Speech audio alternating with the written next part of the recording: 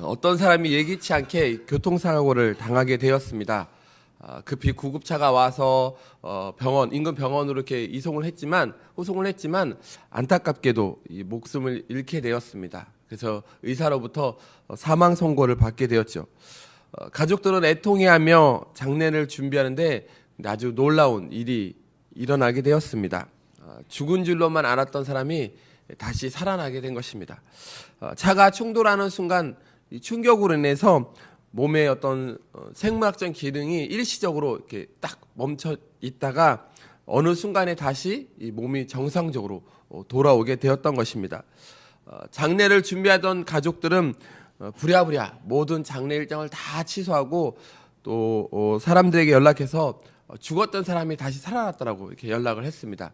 그러자 이 슬픔에 잠겨서 장례식장에 오던 그 사람들의 그 발걸음들이 그 연락을 받고 다시 살게 된 그 새 생명을 축하하기 위해서 축하의 발걸음으로 바뀌게 되었습니다. 여러분 한번 이 장면 한번 머릿속에 한번 그려보십시오. 얼마나 감격스러운 그런 장면이 아닐 수 없습니다. 죽었다가 다시 살아난 그 삶은 얼마나 소중하고 값진 삶일까요? 근데 예수님을 믿는 우리의 삶도 마찬가지입니다. 우리가 예수님을 믿기 전에는 어떠했을까? 디도서 3장 3절은 이렇게 말합니다. 우리도 전에는 어리석은 자요, 순종하지 아니한 자요, 속은 자요, 여러 가지 정욕과 행락의 종로로 탄 자요, 악독과 투기를 일삼는 자요, 가증스러운 자요, 피차 미워하였던 자라고 이렇게 말하고 있습니다. 근데 예수님을 믿는 순간 우리는 이제 새 생명을 얻게 되었습니다. 다시 살아나게 된 것이죠. 이것을 거듭난 혹은 중생이라고 이렇게 얘기합니다. 다시 말해서 다시 제2의 인생을 살게 된 것이죠. 그렇다면 이 거듭난다는 것은 무엇일까? 이 거듭난다는 것은 단순히 이전의 삶과 조금 다른, 좀 더 나은 그런 것이 아니라 또 생각이나 의식이 바뀌는 것이 아닙니다. 교회 다니지 않던 사람들이 교회에 다니게 되었다는 말도 아닙니다. 좀 착해졌다고 해서 거듭난 것도 아닙니다. 성경에서 말하는 거듭난다는 말에는 더 중요한 의미를 가지고 있습니다. 헬라어로 이 거듭난다는 말은 게네데 아노센이라고 말합니다. 여기서 게네덴이라는 것은 태어나다는 그런 뜻을 가지고 있죠. 아노센은 처음부터 완전히 다시 그런 의미를 가지고 있습니다. 그리고 이 아노센이라는 단어는 위에서부터 나다라는 그런 의미를 가지고 있습니다. 이런 의미들을 다 종합해 보면 이 성경적으로 거듭난다는 것은 하나님에 의해서 완전히 다시 태어나는 것을 의미합니다. 삶에 있어서 어느 한 부분이 개선되는 것이 아니라 인간 전체의 본성이 새롭게 다시 변화되는 사건을 의미합니다. 그렇기 때문에 이 거듭남은 육신적인 사건이 아닙니다. 영적인 사건입니다. 구원받고 거듭났다고 해서 어느 날 갑자기 키가 커지거나 또 얼굴이 더 예뻐진다든지 하는 것이 아닙니다. 성경에서 말하는 이 거듭남의 사건은 영적으로 다시 태어난 것을 의미합니다. 그러면 어떻게 새 생명을 얻었을까? 요한복음 1장 13절에는 이렇게 말합니다.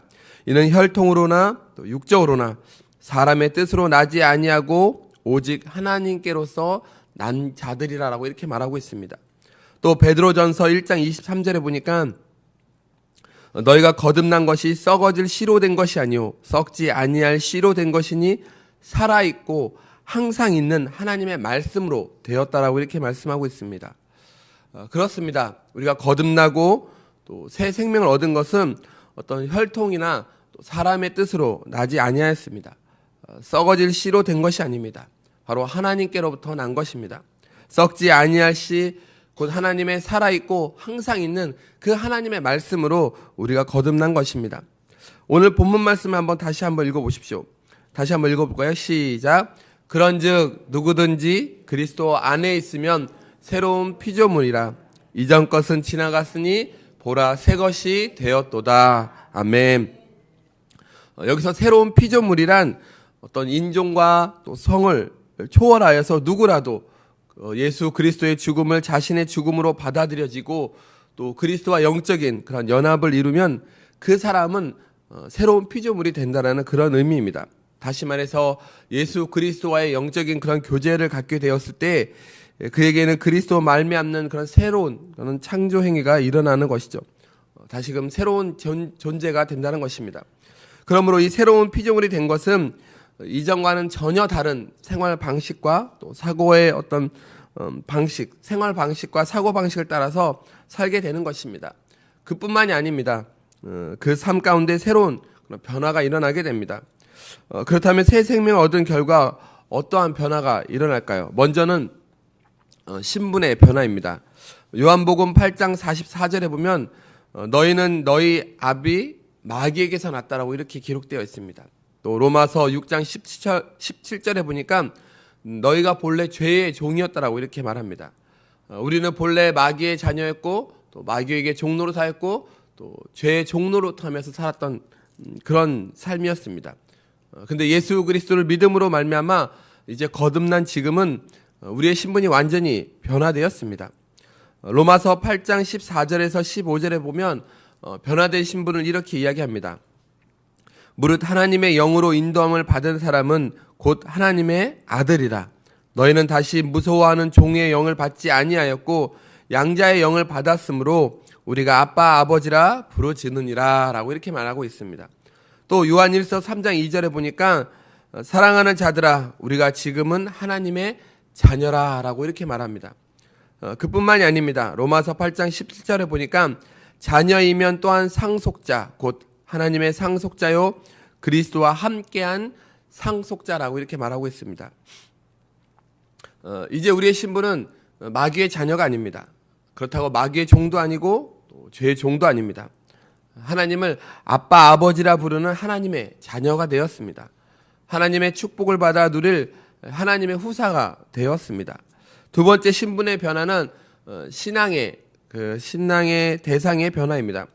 에베소서 2장 2절에 보면 그때 너희는 그 가운데서 행하여 이 세상 풍조를 따르고 공중의 권세를 잡은 자를 따랐으니 곧 지금 불순종의 아들들 가운데서 역사하는 영이라고 이렇게 말합니다. 또 사도행전 7장 41절에 보니까 그때 그들이 송아지를 만들어 그 우상 앞에 제사하며 자기 손으로 만든 것을 기뻐하였다라고 이렇게 말합니다. 또 로마서 1장 23절에 보니까 썩어지지 아니하는 하나님의 영광을 썩어질 사람과 새와 짐승과 기어다니는 동물 모양의 우상으로 바꾸었다라고 이렇게 말합니다. 그러니까 지금까지는 온갖 우상을 다 섬기며 살았던 그런 사람이었죠. 그런데 이제는 어떻게 되었습니까? 데살로니가 1장 9절에 기록된 그 데살로니가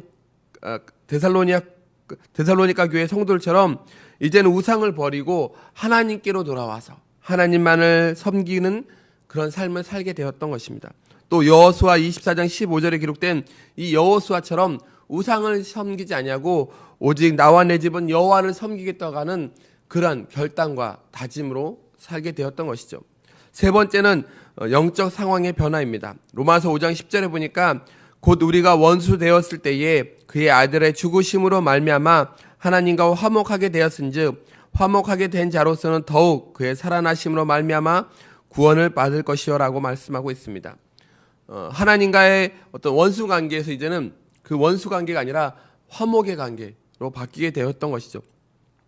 네 번째는 위치의 변화입니다. 요한복음 5장 24절에 보니까 내가 진실로 너에게 이르노니 내 말을 듣고 또 나 보내신 이를 믿는 자는 영생을 얻었고 심판에 이르지 아니하나니 사망에서 생명으로 옮겼다라고 이렇게 말씀하고 있습니다. 다시 말해서 영원한 그 사망의 자리에서 이제는 영원한 생명의 자리로 우리의 그 위치가 변화된 것입니다. 마지막으로 결과의 변화입니다. 에베소서 2장 3절에 보니까 전에는 우리도 다 그 가운데서 우리의 육체의 욕심을 따라 지내며 육체와 마음에 원하는 것을 하여 다른 이들과 같이 본질상 진노의 자녀였다라고 말합니다. 그리스도 밖에 있었을 때는 본질상 진노의 자녀요 또 저주의 자식이었습니다. 그러나 이제 그리스도 예수 안에 있는 자에게는 결코 정죄함이 없다라고 로마서에서는 말씀하고 있습니다. 또 요한계시록 22장 3절에 보니까 다시는 저주가 없다라고 말씀하고 있습니다. 또 히브리서 6장 14절에 보니까 내가 반드시 너에게 복주고 복주며 너를 번성하게 하고 번성하게 하리라고 말씀하고 있습니다. 그렇습니다. 그리스도 예수 안에서 새 생명을 얻은 자에게는 저주에서 축복으로 그 삶의 변화가 바뀌게 된 것입니다. 이제 우리가 예수 그리스도 안에서 새로운 삶을 살기 위해서는 더욱더 구체적인 변화가 필요합니다. 예수님이 또 하나님이 진정으로 기뻐하시는 삶을 살기 위해서 우리가 먼저 가장 변화되어야 할 것이 무엇일까요? 그것은 내가 있어야 할 자리입니다. 기도의 자리, 또 예배의 자리, 헌신의 자리입니다. 또 예배 태도의 변화입니다. 이번 주에 돌아오는 주일날 서리 집사와 또 헌신자를 임명하게 됩니다. 내년도의 일꾼들이죠. 이분들이 있어야 할 자리는 여러분에게 주어진, 그분들에게 주어진 그 헌신의 자리, 직분의 자리입니다. 한 해 동안 끝까지 기도하면서 또 말씀 가운데 교회를 위해서 또 열심히 하나님을 위해서 봉사하고 충성되 일하는 그 자리가 바로 하나님이 기뻐하시는 그런 자리입니다. 하나님께서는 우리의 있는 그대로의 모습을 사랑하시지만 하나님의 자녀다운 그런 모습으로 더욱 아름답게 변화되기를 원하고 계십니다. 하나님의 그 인도하심에 따라서 하나님이 기뻐하시는 자녀로 멋지게 살아가는 저와 여러분이 되시길 간절히 축원드립니다. 기도하겠습니다. 하나님 아버지, 사단의 자녀였고 또 죄와 종로로 사였던 우리를 독생자 예수 그리스도를 이 땅에 보내주셔서 우리의 삶이 바뀌게 하여 주시옵시고 우리의 신분이 변화되게 하여 주시옵시고 우리의 영적인 것들이 변화되고 또 우리가 섬겨야 할 그 대상이 변화되게 하신 것 감사를 드립니다. 그러나 아직까지도 예수 그리스도 안에 새로운 피조물이 아니라 세상 가운데 속한 사람이 아닌지요.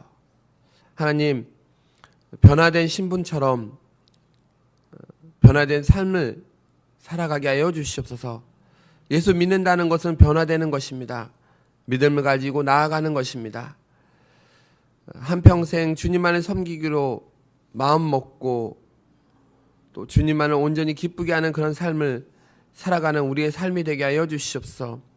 영적인 신분의 변화, 또 위치의 변화, 그 모든 변화들을 통하여서 정말 우리의 삶이 날마다 많은 이들에게 예수님의 제자다운 그런 삶의 모습들, 그리스도인의 참된 삶의 모습들이 비추어지게 하여 주시옵시고 그 비추어진 모습을 통하여 이 땅 가운데 아직까지도 많은 사람들이 예수 믿지 아니한데 우리의 그 빛과 소금된 모습을 통하여 예수님의 참된 그 제자의 모습을 통하여 많은 이들이 주께로 돌아오는 역사가 일어나게 하여 주시옵소서. 그 역사가 우리의 가족부터 시작되고 우리 이웃부터 시작되고 그 이웃으로 또 세계로 열방으로 향할 수 있도록 하나님 아버지 우리를 사용하여 주시옵소서. 그래서 우리가 있어야 할 그 자리 가운데 있어서 하나님을 기쁘게 하는 삶이 되게 하여 주시옵소서. 이제 기도원에서 또 설교 말씀과 또 기도하시고 계셨던 담임 목사님 오늘 또 돌아오십니다. 오셔서 또 계속해서 하나님의 말씀을 증거하실 때에 더 값진 은혜를 부어주시옵시고 신령한 은혜를 부어주셔서 그 말씀을 통하여 우리의 삶이 변화되게 하여 주시옵시고 그냥 지식으로 그치지 않도록 하나님 인도하여 주시옵소서. 계속해서 끊임없이 성령께서 충만하게 우리 담임 목사님 붙잡아 주시옵소서. 그 신령한 은혜를 나눌 때 우리도 동일한 은혜 가운데 거할 수 있도록 하나님 인도하여 주시옵소서. 오늘 하루의 삶도 주께서 함께하여 주시옵시고 출타 중인 자녀들도 함께하여 주시옵시고 오늘 하루도 하나님이 기뻐하시는 삶이 무엇인지 생각하며 고민하며 하나님을 즐겁게 드리는 그 귀하고 복된 삶 살아가게 하여 주시옵소서. 예수님의 이름으로 기도합니다. 아멘.